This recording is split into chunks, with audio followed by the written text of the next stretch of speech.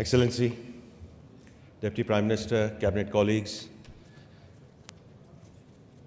distinguished members of the Saudi delegation, the Pakistani business community, a very warm welcome, a very good morning, and Sabah al-Khair. Over the last 12 to 14 months, Alhamdulillah, we have had and we've made very tangible progress in terms of the macroeconomic stability. By the time we closed the last fiscal year, and as you know, our fiscal year is from July 1 to June 30th, all macro indices reflected this progress. On the fiscal side, we were in primary surplus. Our current account deficit was less than $1 billion, a stable currency, foreign exchange reserves, which had dipped to 2 weeks of imports, were up to over 2 months of import cover. The downward trajectory on inflation, and I'll come back to that in a moment, reduction in the policy rate, and all outstanding dues to our foreign investors got paid before we started this fiscal year. Ladies and gentlemen, it's a real pleasure and privilege to say that we have consolidated those gains as we've entered this fiscal year. In the first quarter, which closed end of September, on the back of very strong remittances, indeed, the Kingdom of Saudi Arabia plays a very, very important and critical role in terms of that corridor. So we always remain grateful for that.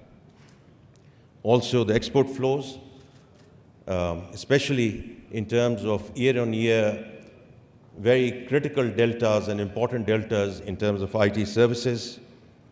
Inflation, which had peaked at 38%, for the first time in September, all indicators, whether it's the headline inflation, whether it's the core inflation, whether it's average inflation, Alhamdulillah, came down into single digit, and we were at 6.9%, and inshallah that trajectory will continue as we go forward. And on the back of that, we've seen the reduction in the policy rate. There's more to do on that front, but especially the Pakistani business community, which is sitting here, all our friends, hopefully are seeing jo samarat hain uske in terms of the reduction in Kaibo, because that's what impacts you in terms of your lending rates.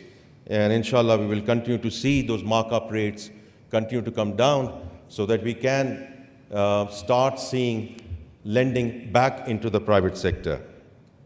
And when we talk about the private sector, someone just mentioned to me that, and I want to say that in a lighter way, that last time I was here at this conference, and this is the second summit, I'd said if the private sector has to lead the country, then the private sector has to be sitting in front, and the government functionaries have to be sitting at the back. So I'm very grateful to the organizers of this conference who have exactly done that, where we give due credit and remain respectful to our business communities, both on the Pakistan and the Saudi front, in terms just of the seating plan. Now coming back to the economy at the moment, now what we've seen is on the back of this macroeconomic stability, we have seen credit rating upgrades. Now there's more to do on that front as we move towards B- at least.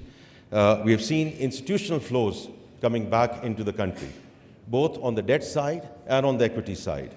And yesterday, we actually saw an all-time record high of Pakistan Stock Exchange.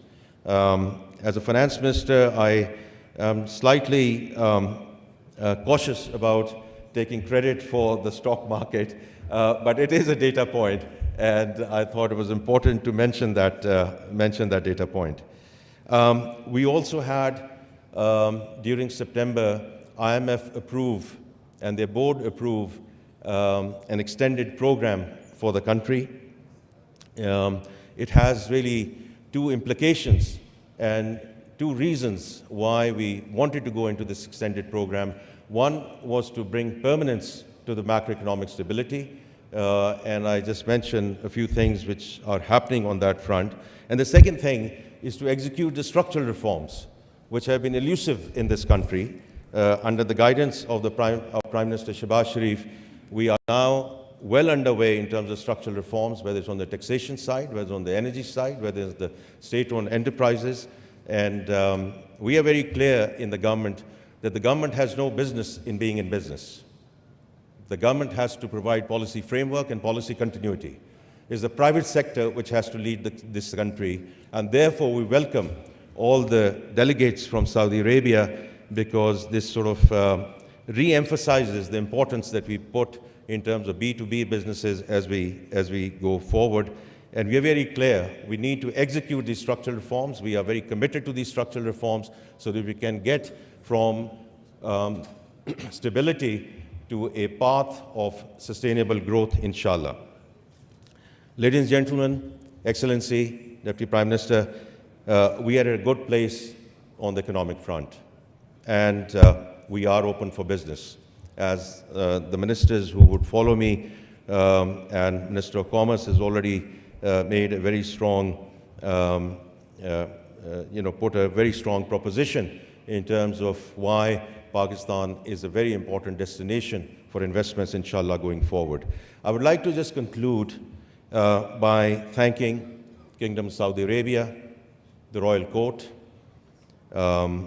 in terms of providing the necessary support throughout the turnaround journey over the last 12 to 14 months.